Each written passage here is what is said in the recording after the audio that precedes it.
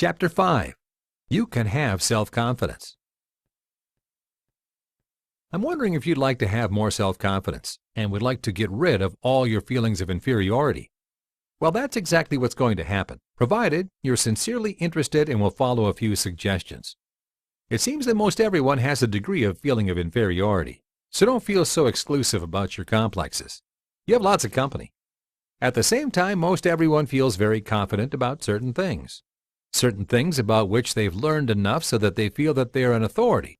All this proves that each of us has the capacity to feel confident as well as inferior. We feel confident when we understand the whole truth about something, and we feel inferior when we do not know the whole truth. Webster defines the word inferiority as a person experiencing a feeling in a lower state. In other words, by feeling that somebody else is better than he is comparing himself with this other person. This is not a fair comparison. No two persons are the same. The very word individual suggests that each one of us is different from every other person. We do not look the same as anyone else. We have a different shaped nose, face, head, body, and we have a different design as to what our life's purpose is. We were designed to function as an individual. We are not to be compared with any other person, but we should appreciate our individual design and learn to be ourselves. We should learn to express our own individuality as well. The one great creator of the universe has infinite intelligence. Infinite intelligence means unlimited, incomprehensible, inexhaustible wisdom, knowledge, and power. The universe is designed, powered, and governed by this all-powerful, all-knowing, all-loving creator. This indescribable creator knows that it takes thousands of different types of individuals to render all the many different services needed to operate the world harmoniously. So he created thousands of different types of people. There are thousands of men who just love to serve as undertakers, other thousands of men who like to run grocery stores, others who like to sell and deal with people, others who like to be statesmen and run our government. Why this great intelligence which runs the universe has it arranged that should the one and only undertaker in some little town in western Nebraska get killed in an auto accident, in 3 days there will be several other undertakers competing for the opportunity to serve in his place. Did you ever wonder how it's possible for every city and community in the world, based upon its population, has just the right number of doctors, lawyers, merchants, plumbers, carpenters, ditch diggers, ministers, salesmen, nurses, lawnmower repairers, waiters, cooks, mechanics, etc.? Why is it just so many persons trained to render each type of service live in each community? That happens because each one of us is specially designed to serve well in some channel. We develop our abilities to serve in our particular channel and then seek a place where such services are needed. When we find our channel, the channel for which we were especially created, we will find that we are very happy serving in that channel. We'll feel harmonious and happy, and we will express life beautifully. We'll be healthy and prosperous because we'll find that we'll be able to render a quality and quantity of service to humanity. We'll have faith in ourselves and will not be comparing ourselves with other people who are designed to serve in a different channel than ourselves. You'll pardon me if I share personal experience with you. I was raised in a family of 14 children. There are 12 of us living at present. Most of my life I suffered terribly from a feeling of inferiority. I did not understand why other people could have so many desirable things and be playing seemingly such an important role in life, and I seemed to be stuck in wearing hand-me-downs and plowing with a walking plow all my life. I felt inferior to every boy who wore better clothes than I did. I felt inferior to every boy or girl who could stand up before the student body and speak with poise and confidence. I could not do that when I was a senior in high school. I felt inferior to every boy and girl who seemed to feel at ease at the socials, which I attended during my school years, because I came from the sticks and looked and dressed like a hayseed. During those years, I didn't understand the real foundation of life. I did not know what was important and what was unimportant. But looking back, I can see many things about those years, which turned out to be a blessing in disguise. 2 things I'll mention. 1, these conditions stirred within me a burning desire to learn the truth about life and to be successful. And 2, since I did not have the clothes, the money, and the confidence, so that I was invited to the many social activities, I took my borrowed books and went home and did the chores, and studied each evening until bedtime. Consequently, I learned to study and made good grades. I learned the value of knowing the truth about that which I was studying. My confidence gradually grew and grew as I learned the truth about the universe and its various laws. It's been my privilege to take all these wonderful discoveries out into the test tube of life and prove them. Now, I know that each person can discover the channel for which he was especially designed and learn to express a large measure of happiness, health, and prosperity. I'd like to introduce a wonderful word to you, which will mean a great deal to your happiness. The word is consciousness. It means the sum total of all your beliefs. Add up every thought or idea which you've ever accepted as true, and that adds up to your state of beingness or consciousness. If you've accepted thoughts in the past which are not true regarding who you are and what your relationship to other people is, then you have a consciousness of inferiority. You have that consciousness because you've accepted certain untrue things as though they were true. If you knew the truth about yourself, you would not feel inferior, but you would jump up and down and shout. You'd know that your Creator is richer than Henry Ford, and he's smarter than Einstein, and he's constantly looking after you day and night. You'd know that you are very important. Now, how does one change his consciousness from a consciousness of inferiority to a consciousness of confidence in oneself? We must learn who we are and that we have an important role to play in the game of life.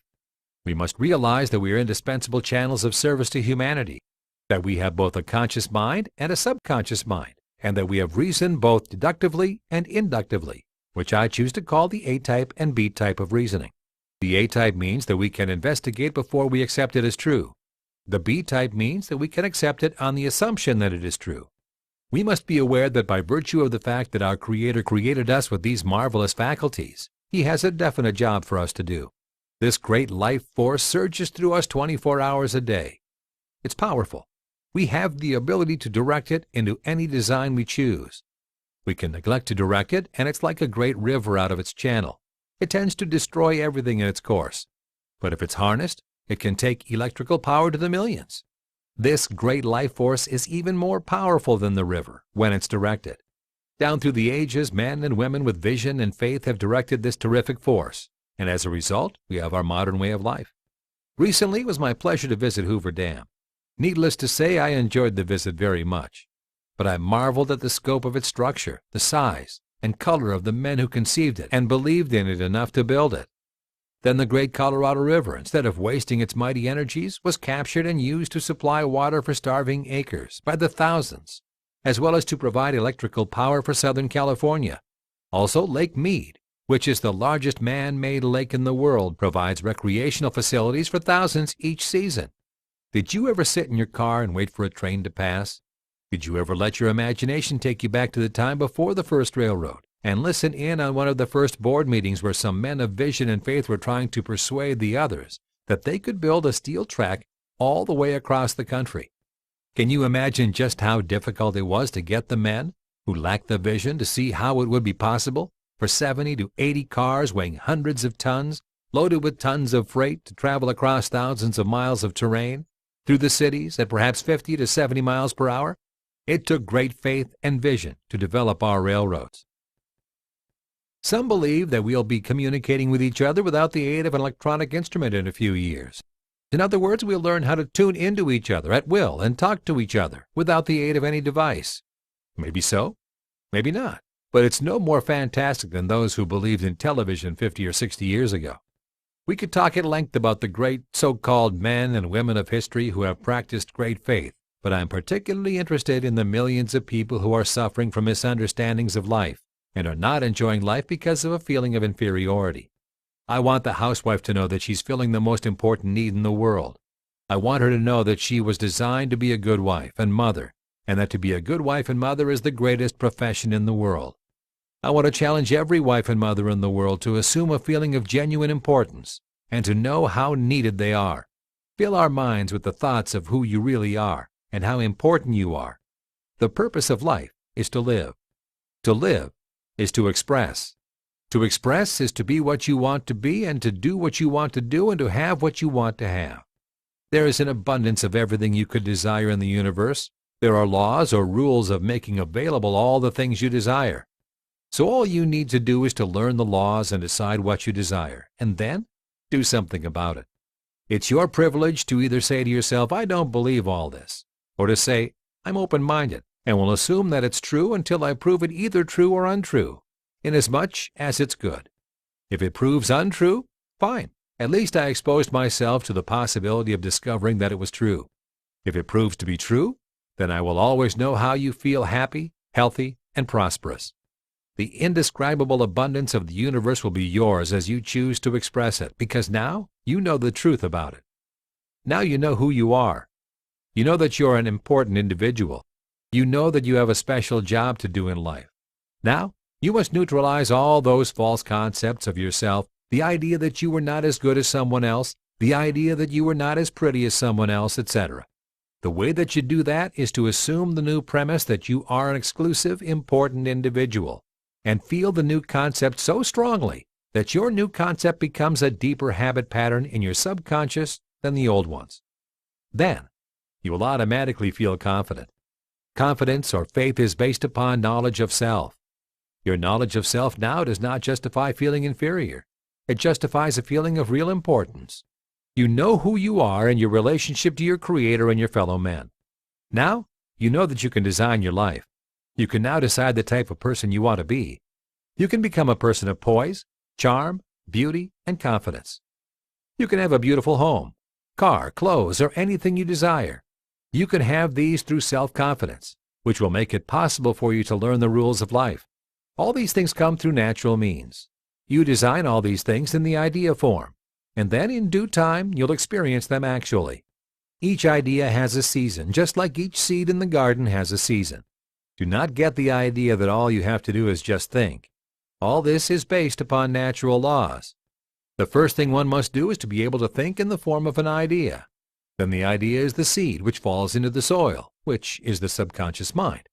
The subconscious mind then tells us from day to day what form of action is required in order to bring about the fulfillment of our dreams.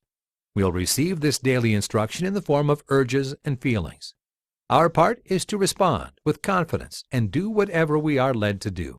Sometimes it takes years to realize our dream, and sometimes it takes almost no time at all. Suppose you decided you wanted to build a dam across the Mississippi River, just above New Orleans. You don't have the money, but you have the well-defined desire. You start talking about it, and pretty soon you begin to make progress. But it takes 7 years before the dam is a reality, and cars are using the dam as a bridge. But suppose that you want new clothes. You go downtown and you buy them today. You can see that one case took 7 years, and another case took 1 day or less. To gain self-confidence, may I suggest some things for you to do? Listen to this chapter each night before going to sleep for 50 nights. Attend as many lectures as you can on positive thinking.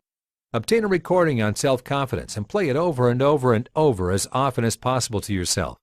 Cultivate friends who have self-confidence. Associate, as much as possible, with people who have lots of confidence.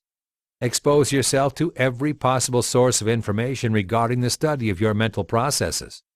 Because you are an individual. You are exclusive. You are important. You're especially designed. You're no smaller or no larger than any other person in the world. You have a special job to do and enjoy, and should not compare yourself with any other person in the world. I challenge you to dare to dream big dreams for yourself and your loved ones. You can be anything you want to be, and you can have anything you want to have. Make large plans, for they have magic to stir men's blood.